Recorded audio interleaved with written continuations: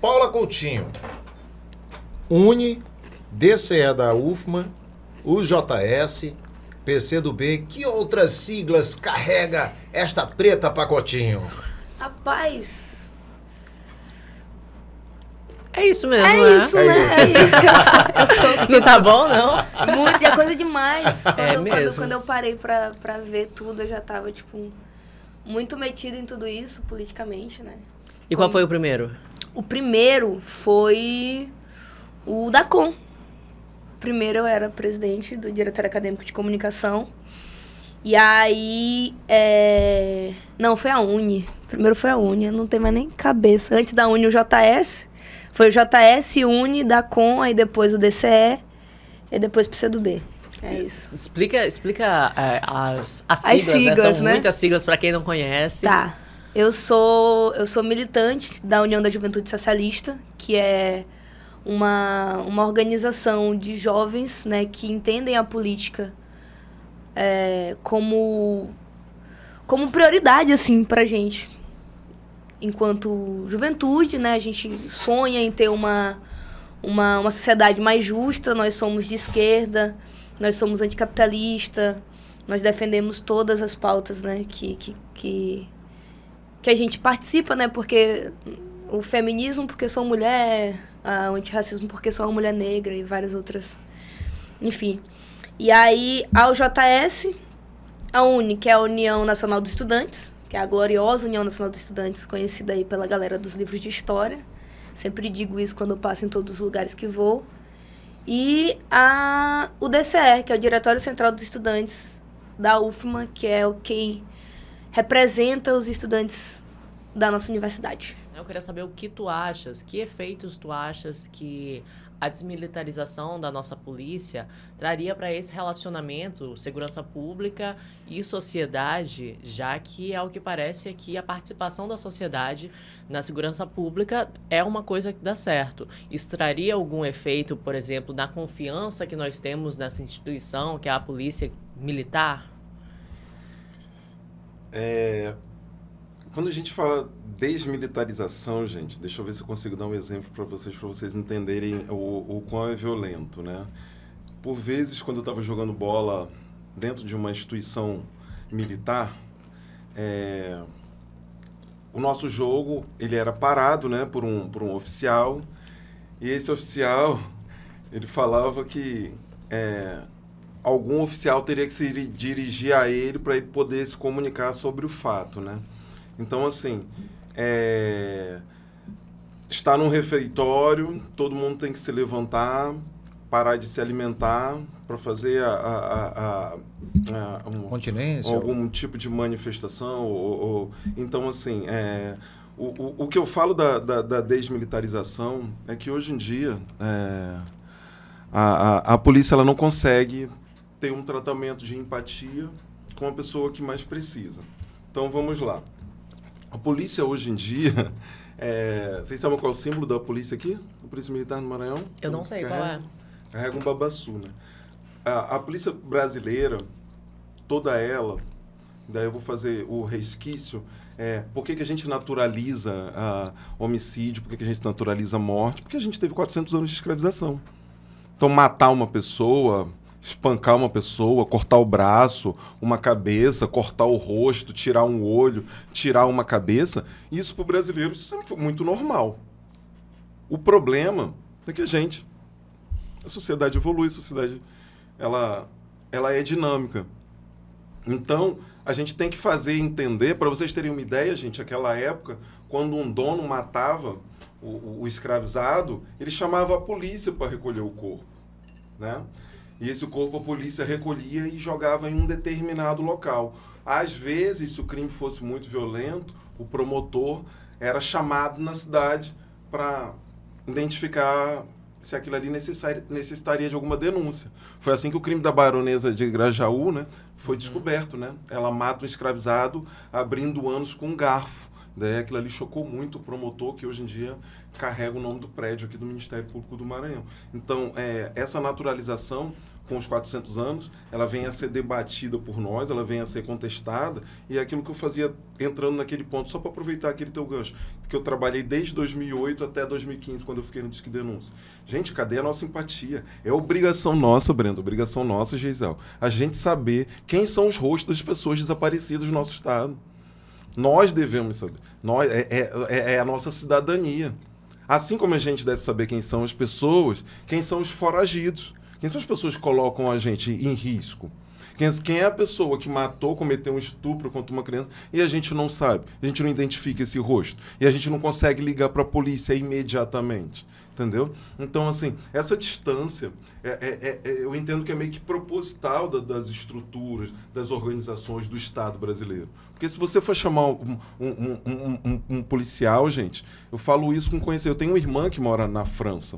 Vai estar até grávida agora. Um beijo, minha irmã. Se você estiver vendo, eu vou ter uma sobrinha francesa agora, Melina. Te amo muito, minha irmã. Se você chamar, eu dou sempre um caso do LeBron James, jogador de basquete. Uhum. Ele estava jogando uma partida da NBA. E dado a bola para ele, né? Sai a bola, foi cesta do outro time, ele recebe a bola, ele dá 2 quicadas na bola, uma pessoa faz uma ofensa racista a ele. Ele imediatamente comunica o juiz imediatamente comunica o policial imediatamente, é coisa de segundos, sabe? A pessoa automaticamente ela tá presa. Ninguém, gente, vai sair de casa para inventar um caso de racismo numa situação, sabe, que é muito flagrante, que ali não se tem defesa, como que a gente vai reagir? Então, assim, a instituição, ela tem que servir ao cidadão. Ela prontamente tem que servir ao cidadão. E hoje em dia, os casos que eu recebo são de você ligar para a polícia para pedir ajuda e você é espancado pela polícia. Entendeu? Ou você é recebido de maneira muito grosseira pela polícia, ou a polícia faz ali um julgamento e acha que seu caso não tem. A polícia não tem que fazer isso. A polícia, que ela hoje em dia ela é militarizada, se existe alguma dúvida, ela leva as 2 pessoas ao distrito policial, lá tem um delegado que estudou direito, bacharel em direito, lá ele vai fazer o ajuizamento, se aquilo ali deve ser um processo, deve ser um TCO, deve ser denunciado, ali que deve acontecer aquele questionamento de dúvida. A polícia militar, ela está para ser imparcial, para ela receber qualquer tipo de dúvida, não para ela agredir as pessoas. Eu recebo, gente, e daí, para não falar só da polícia militar, né? Eu tenho cliente que tá custodiado, reeducando em Pedrinhas, que perdeu a visão porque a polícia penal, não só a polícia militar, a polícia penal, que também é militarizada, faz revista com tiro de borracha e daí ocasiona lesão, igual meu cliente está. Eu estou com um cliente deformado, com o rosto deformado, sem a visão. Ele era um reeducando, foram fazer revista, como sempre fazem, na brutalidade, porque se acha um celular, daí eles querem botar para arrepiar, eles querem mostrar que eles são muito machões, daí eles tacam gás lacrimogêneo em cima das pessoas, e nesse gás de borracha a pessoa perde uma visão. Cadê a nossa empatia? Cadê a empatia do Estado? A gente vai entrar com a ação, a gente está preparando a ação para entrar contra o Estado. Mas é o Estado que vai julgar o próprio Estado, entendeu? Então, assim, a nossa formação como cidadão é a gente que vai tornar essas decisões do Estado condizentes conforme os nossos comportamentos. Então, a gente tem que melhorar, englobar todos esses valores de uma maneira complexa, de uma maneira completa, como a gente estava conversando há pouco, né, Gisael? Porque o Estado é formado pela gente. Por vezes replica o comportamento de um colega nosso, de um amigo nosso, que por vezes é violento, que por vezes não gosta de cumprir as normas como a gente gosta, como a gente determina. E a gente não consegue dar freio nisso. Então, quando eu falo da polícia desmilitarizada, é porque a gente precisa que a gente não tenha esse rigor, essa oficiosidade, porque a gente vem de uma sociedade que há 400 anos foi escravizada, é um povo muito sensível. É um povo que, por vezes, gente, eu estava um dia desse no banco, daí eu eu passei por uma... Desculpa, gente, eu até me emociono quando eu lembro desse caso. Eu estava um dia desses no banco para fazer um resgate de precatório, coisa do trabalho normal de advogado. E eu vi uma pessoa que entrou já com as vestes muito humildes. E eu vi ela muito nervosa, muito nervosa. E eu comecei a ficar preocupado de achar que ela poderia cometer algum ilícito. E, ao mesmo tempo, eu vi que o segurança estava para fazer a abordagem nela.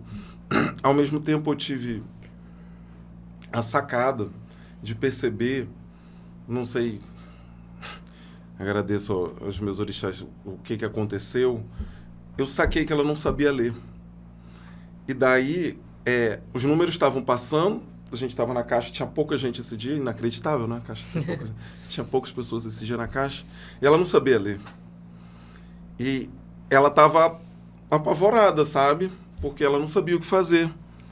E o segurança ia fazer aquela abordagem grosseira que a gente entende, e é aquilo que eu falo para você de reparação, eu tenho que reparar minha mente também o tempo todo, José. Porque quando eu vi, a primeira coisa, eu vi ela muito nervosa. Quando a gente vê uma pessoa muito nervosa assim, é uma reação que a gente imagina que a pessoa vai cometer alguma coisa, né? Vai fazer alguma coisa. Foi o que eu pensei, assim, eu vi ela muito nervosa, ela muito inquieta, ela não sabia ler. Imediatamente eu falei para ela, eu peguei o negócio dela, falei assim, você está esperando a hora que você vai ser recebida, né? A hora que você vai ser chamada, né? Não é isso? Ela falou assim, é isso.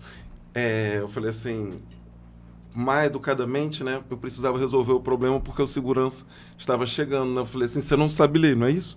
Ela falou assim, eu não sei ler, eu não estou entendendo o que é isso aqui. Gente, quando eu fui ver, daí hoje em dia é uma coisa que quando eu entro na caixa em todos os bancos, até agora, quando eu entrei no Procon, não tem condições, gente. Tem 2 letras, às vezes mais 4, 5 números. Que é isso? Para a população brasileira, entendeu? Vocês não conhecem o que é verdadeiramente a população brasileira. Gente, eu viajo esse estado de cabo a cabo. Entro em quilômetro, comunidade tradicional, entro comunidade ribeirinha, entendeu? A nossa educação é muito falha. Então, a pessoa receber aquilo, o apavoramento que a pessoa estava na caixa para receber um benefício que ela tem, que muito provavelmente ela já não vai ser tratada, que ela pode ser repelida ali pelo segurança, porque ela não sabe ler. Só por isso, então, assim, eu consegui fazer essa intervenção esse dia. Mas quantas pessoas não fazem? Será que a gente pensa que aquele sistema é o apropriado para uma pessoa que não sabe ler?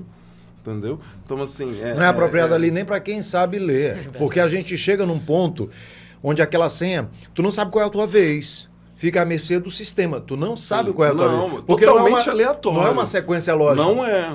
Eu sou o número 15, daqui a pouquinho tá no 13 ali. Vai chamar o 14, eu sou o próximo. Mas não. PJ 16, não sei o que, 37, não sei o que, 12, 45. Sim. Aí tu não sabe a hora que é tu não sabe... Não segue nenhuma sequência lógica de letras, de números, de nada. Então, Pode até ter alguma lógica para eles, mas não é lógico para a gente. E que essas instituições, Caixa Econômica Federal, que existe graças ao sangue negro, vocês sabem disso? Caixa Econômica Federal foi um banco criado para... O que acontece? Igual carro hoje em dia, rico só compra financiado. Seja o carro que for, né, Breno? Compra financiado. Eu compro uma Ferrari, compra financiado, porque é melhor, paga de uma maneira mais sustentável, o dinheiro vem das empresas, eles vão tirando os lucros, vão abatendo, vão fazendo o parcelamento normal. O Brasil, ele precisava oferecer isso, porque os carros da época eram os escravizados, eram o que... Só que precisava colocar isso em todos os estados ao mesmo tempo. O Brasil não tinha. Então, é criada a Caixa Econômica Federal em todos os estados ao mesmo tempo, para que o Brasil pudesse emprestar dinheiro para todos esses fazendeiros, esses grandes empreendedores da época, pudessem comprar pessoas escravizadas. E daí, quando a gente fala desse banco, é porque tem casos clássicos hoje em dia que a Caixa ainda comete falhos dessa época, fazendo recomposição, mas, assim, são instituições que foram criadas, institucionalizadas, existem até hoje. O Banco do Brasil veio a reboque também disso, né?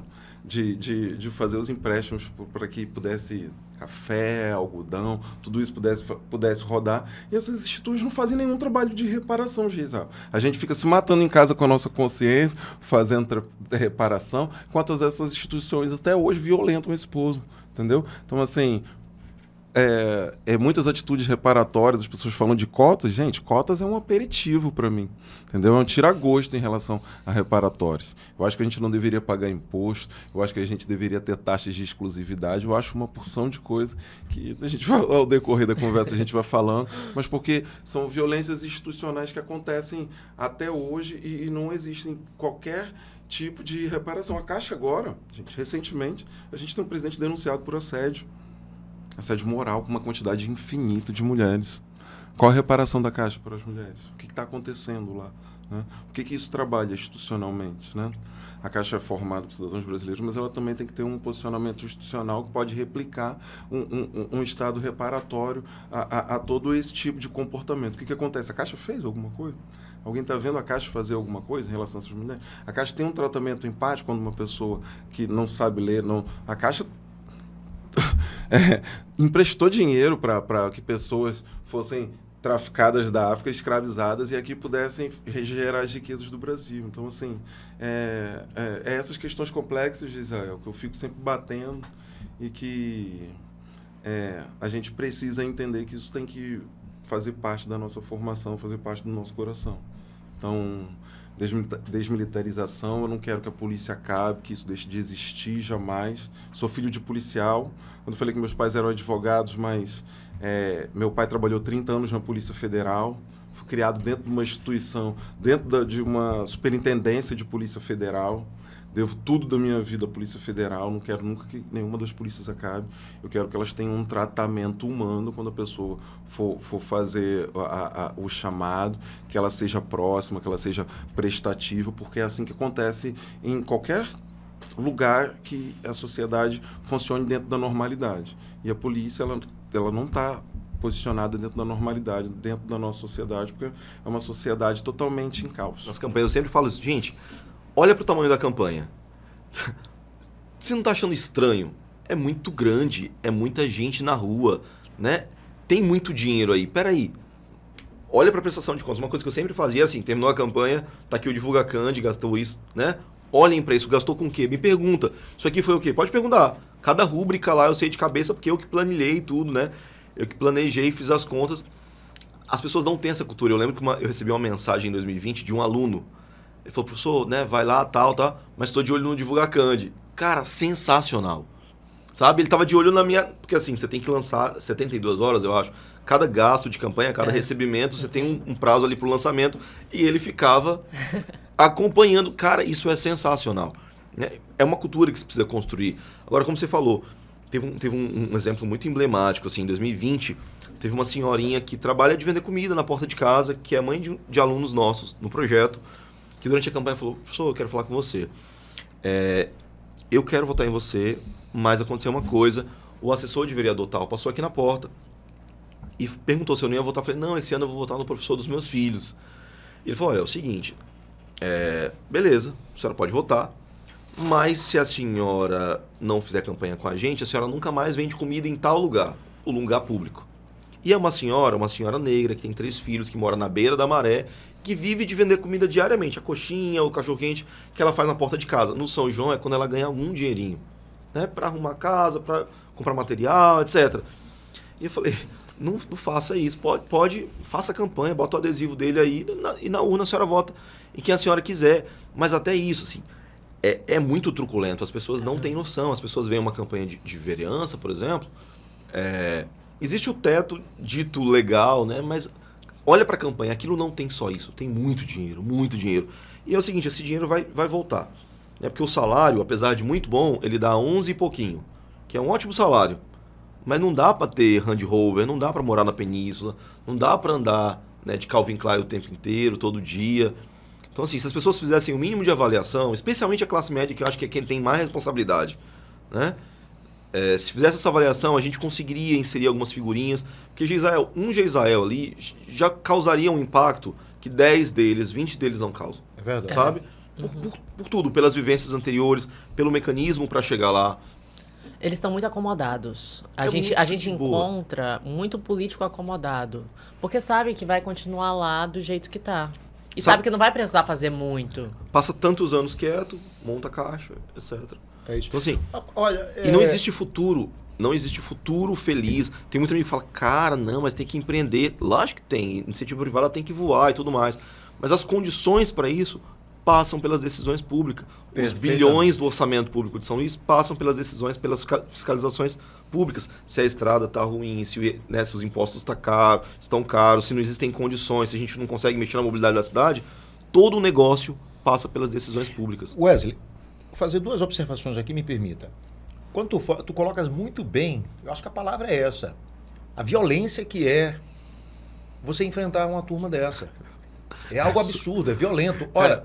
Me ofereceram muita grana em 22 para desistir, cara. Me ofereceram mais dinheiro do que eu. Eu sou professor federal. Um professor federal, em relação aos outros professores, ganha bem, né? Me ofereceram mais dinheiro do que eu ganho o ano inteiro como professor federal para eu não concorrer, para fazer campanha para um cara. Eu tentei fazer a convenção em uma quadra pública no bairro da Coab.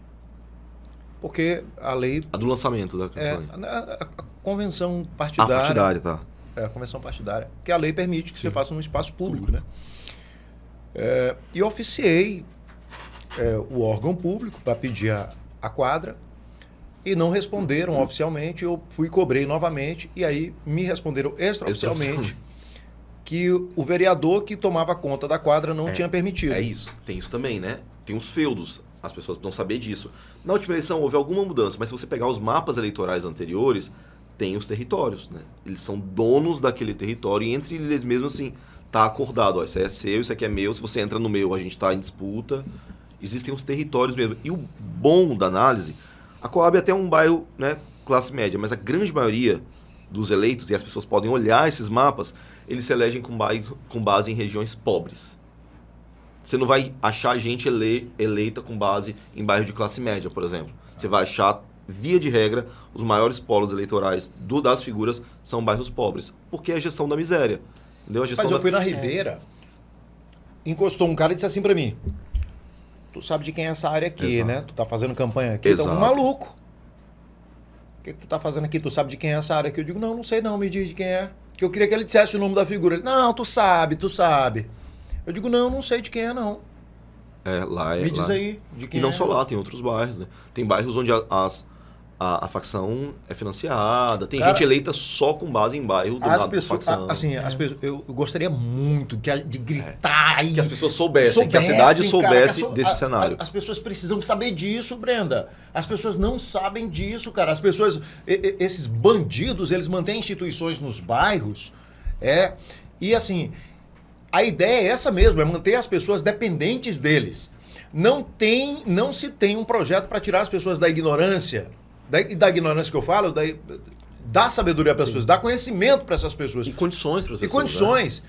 Porque o interesse é que se mantenha a si mesmo. Porque assim elas se tornam sempre dependentes. E outra coisa, se criou uma receitinha de ganhar a eleição. Não se trabalha durante todo o mandato. Quando é no ano de eleição, os caras saem fazendo tudo. E aí indica asfalto para uma rua, e aí tu tem foto, tu tem vídeo do vereador lá no asfalto e tal. Já se virou a eleição com a força da máquina do Estado, dentro de bairro, fazendo asfalto para prefeito ganhar a eleição. O cara tava atrás, foi atrás no primeiro turno, no segundo turno ganhou a eleição, por causa da força. As pessoas, elas precisam ter consciência disso. Mas assim, eu te confesso que às vezes isso é um trabalho muito penoso. É um trabalho muito penoso porque as pessoas ainda te condenam. Porque elas dizem, esse Wesley tá doido pra ficar rico na política. Olha aí, ó. Não, e você pensa na vida assim, né? Por exemplo, eu sou pianista, dediquei muitos anos a isso. A gente foi tocar o festival agora da Tânia, né? Eu pedi uma semana de liberação de serviço, negociei, fiquei mais dias lá. Pra eu ter uma semana para fazer arranjo, para ensaiar, mas para acordar às 5 horas da manhã e sentar no piano. Porque os dedos, eles precisam de estímulo, a cabeça, a relação... E assim, e quando você vai tocar, você percebe que não é a mesma coisa, tipo, né, de quando você tava o tempo inteiro naquilo. Então, assim, escolhas são renúncias, assim. Então, por exemplo, eu olho para falar, pô, eu renunciei a uma carreira de pianista, por exemplo, né? Eu renunciei a algumas coisas para me embrenhar nisso. E muitas vezes até relações. Cara, eu já recebi print de festival daqui, de festival de música daqui, fala, olha, a gente tirou o grupo tal porque tem uma pessoa lá que tem interesse político. E aí a gente não se sente confortável, saca? E aí, tipo, pô, e mais de uma década, assim, todos os anos que você dedicou construindo, estudando. Eu toco bem, assim, eu faço arranjo muito bem e tal, mas eu não fui tirado porque não falta de capacidade técnica. Eu fui tirado porque eu decidi me embrenhar nesse campo, por exemplo. E isso afeta muito mais quem é trabalhador e quer entrar na política. Porque como assim? Se eu quiser entrar, eu vou ter que abdicar do meu trabalho, do meu sustento. É por isso que só rico consegue, porque não é afastado de nada. Ele já tem Exato. muito dinheiro. Perfeito. Vou acabar de falar de uma experiência pessoal minha. Wesley, me permita, porque assim, eu não tinha tido a oportunidade. Aliás, eu tô com uma ideia aqui, eu vou contar essa experiência e vou falar da ideia que eu tenho aqui, para nós dois aqui. Eu vou falar de uma ideia que eu tenho aqui. Olha só, 2020 eu concorri para prefeito, certo? Eu tinha uma reserva de vida que me permitiu largar os meus afazeres e me dedicar para aquele momento. Porque eu tinha um dinheirinho guardado e dava para eu pagar minhas contas, certo? Quando acabou a campanha, fecharam um monte de portas para mim. De trabalho, de tudo. E o Eu pior... lembro de a gente ter conversado isso também. Foi. E o pior, me pediram apoio no segundo turno, eu disse não. Não vou apoiar esse cara por isso. A partir dali, a minha vida se transformou, assim... Numa coisa que as pessoas não imaginam. Hoje, se eu quiser fazer política, eu não tenho tempo. Não tenho tempo, porque eu tô trabalhando para pagar minhas contas. Tu tá entendendo? Eu não tenho tempo de sair como eu fiz, por exemplo, quando eu tava com uma reserva financeira, para pagar minhas contas enquanto eu fazia política. Os caras, eles ganham dinheiro para fazer política. A vida deles é essa, pô. Hoje eu batalho o dia todinho. Cheguei em casa hoje 7h30 da noite para me arrumar para vir pro podcast, trabalhando. Morrendo de fome. Morrendo de fome, cansado, suado. E aí, cadê o tempo para você ir no bairro, para você conversar com as pessoas? Você para estudar, pra você produzir Tu tá conteúdo. entendendo? Eles te sufocam, entendeu? Qual a tua idade, Paula? Eu tenho 23 anos. Nova, né, cara? Um bebezinho. Te interessou por essas questões a partir de que idade? Mas aí tu me quebrou. Por quê? Porque eu sempre fui uma criança muito perguntadora. Eu nunca aceitei as questões da vida assim, né? Eu sempre me questionei muito, questionei tudo e todos. E aí, quando eu estudei muito tempo em escola particular, né? Então, na minha escola não tinha grêmio estudantil. E teve uma época, estudei na Divina Pastora. Quando eu estava na 6ª série, teve um grêmio estudantil na escola. E na 6ª série, que é o 7º ano, a galera tava já saindo quase da 8ª série, porque na Divina Pastora não tem ensino médio. E a galera fez o grêmio e a gente, gurizinho, tava competindo com os que estavam saindo. Então ali me despertou muito esse olhar pra política e tal. Mas aí não rolou, porque não ganhamos, perdemos, óbvio. A gente era os menorzinhos. E aí, quando cheguei na outra escola, onde eu fiz ensino médio, aí eu já era mais questionadora, né? Aí tivemos uma grande questão, que foi um problema que eu tive na escola. A primeira vez que eu militei, que eu digo assim, militei a primeira vez, foi uma militada muito fraca. A escola que eu estudava era uma escola particular, e o Nikito tinha aumentado. Biscoito Nikito. Biscoito Nikito tinha aumentado. Isso, claro que isso ninguém pode deixar aqui o biscoito Nikito. Não pode, isso é uma... Não diga que militou errado, não, hein?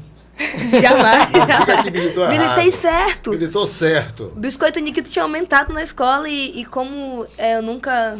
Na época a gente não tava numa condição assim ainda tranquila, que era uma escola muito cara.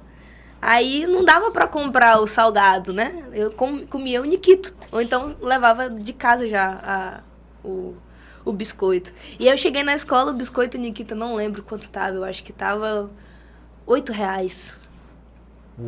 Faturaram muito. Caro. R$8 o biscoito Nikito. E aí eu não tive como, né? Comecei a fazer bagunça. Eu lembro de ter colocado a primeira vez do Preto a Pacotinho, de ter irritado assim um pouquinho. Foi por causa do Nikito, dizendo que ia denunciar a escola pro Procon, que nem ia ter como. Porque o Nikito tava R$8.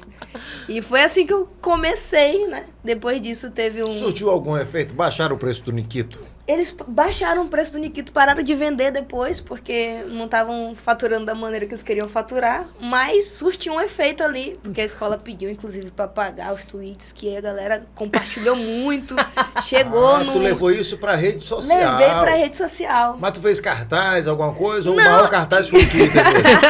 Foi o Twitter. Eu Não levei... teve piquete na frente da escola, não? Abaixa aí o Nikito. Não teve. Levei pra rede social e na época, né, do Procon, quem tava era o Duarte. Eu marquei ele. Marquei ele, chamei ele no Instagram, ele me respondeu ainda, falando que não tinha como fazer nada. Porque Porque não dava mídia. Não, porque era uma escola particular, ele não tinha como, né, entrar no, enfim. E aí ficou por isso mesmo, mas como deu repercussão na internet, a escola resolveu abaixar o preço do Nikito. Não, mas Funciona. a gente que estudou em escola particular, a gente tem umas histórias assim de revoltas Eu também. que parecem meio besta.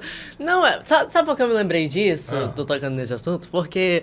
Ok, vou confessar uma coisa Confessa. aqui pra vocês. Confessa, eu vai. estou assistindo Malhação 2017, Viva a Diferença. É muito boa É essa muito Malhação, boa, muito realmente. Não tem como- Sabe o que é? Por isso que tu me perguntou outro dia, né? Vem cá, tu assistia a Malhação? Não, deixa eu contextualizar. Eu tava assistindo umas séries nacionais, né? Eu assisti, deixa eu ver, Os Outros, Justiça, não sei o quê. Aí eu fiquei sedenta por mais série nacional. Aí eu não sei o que me deu, eu vi uma série lá que é baseada nessa Malhação, que é As Que é Five, As Fives. né? Aí eu pensei, não, antes eu vou assistir a Malhação pra eu entender a série. Aí eu fui assistir a Malhação. É muito fofinho. Essa é muito legal e eles têm dois núcleos, um da escola particular e um da escola escola pública, que elas são bem pertinhos, aí Esse tem é o uma que tem um lanchonete. mocotó, não? Não, o mocotó é lá Nossa, do é muito primeiro. antiga Ah, tá. isso aí. Porque eu só me lembro do mocotó. Aí teve uma situação ao mesmo tempo nas duas escolas. Aí é muito engraçado ver a diferença. Aí na escola particular eles estavam lutando porque eles não queriam catraca na escola. Eles não queriam de jeito nenhum catraca na escola. Enquanto isso, a galera da escola pública tava fazendo vaquinha, tava limpando sala porque o teto tinha caído, entendeu? São lutas diferentes. Não que uma delas não seja válida e tudo mais, mas é muito discrepante. É.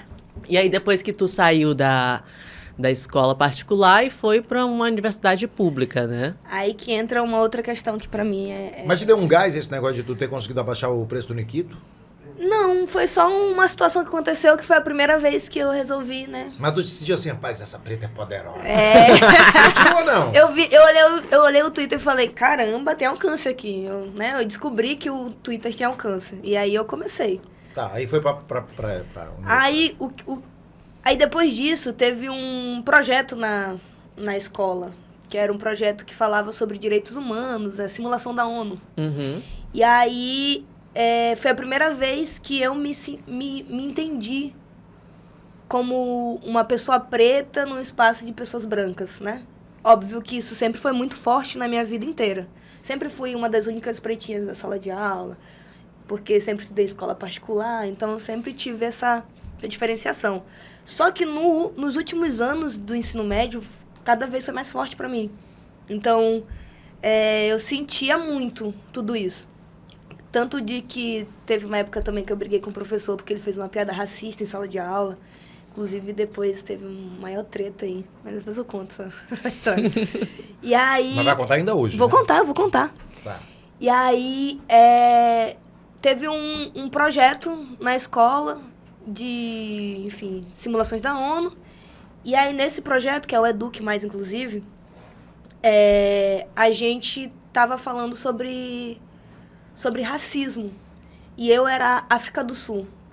E outras pessoas representavam países africanos, só que eram todos brancos. Então, eles me chamaram para fazer uma breve apresentação, né? Um breve discurso. Foi a primeira vez que eu discursei na minha vida sobre aquilo.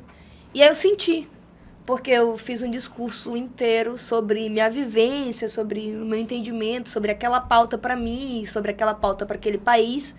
E eu olhava para a plateia e só tinha branco, porque era um projeto muito caro. Então ali eu senti pela primeira vez, de fato, que eu precisava de alguma maneira usar minha voz para alguma coisa. E aí não parei. Aí a partir daí entrei na universidade e olhei um outro mundo, né? Porque enquanto na escola só tinha pessoas brancas, na universidade a gente encontra mais gente, mais povo. É mais colorida, tu te sente mais em casa, ainda mais quando você é uma pessoa negra. E aí você... É outro ambiente. E aí eu fiquei encantada. E depois, daí pra frente. Tu é de família de classe média? Como é a condição da tua família? Porque tu sempre estudou em escola particular, né? Minha mãe é professora e meu pai é técnico. Então, a minha mãe, ela é filha de uma pedagoga e de um feirante. E o meu pai é filho de uma dona de casa e de um alfaiate. Então, meu pai teve uma infância bem pesada mesmo, assim, dele ser o primeiro, inclusive, da família dele a conseguir um emprego bom, que ele começou a trabalhar na Embratel e tal. E aí ele conseguiu foi puxando os irmãos pra cima, né? Legal. A partir disso. E aí os irmãos deles hoje, né, têm uma condição melhor, mas meu pai, a gente vive tranquilo, é classe média.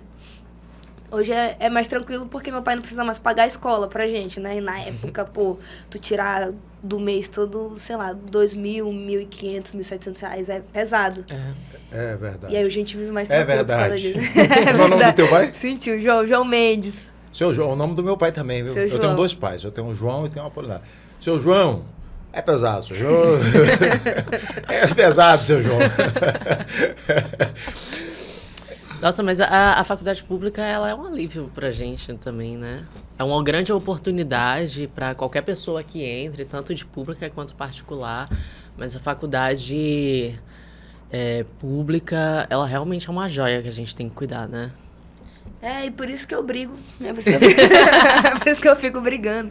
Porque é um espaço que pra gente que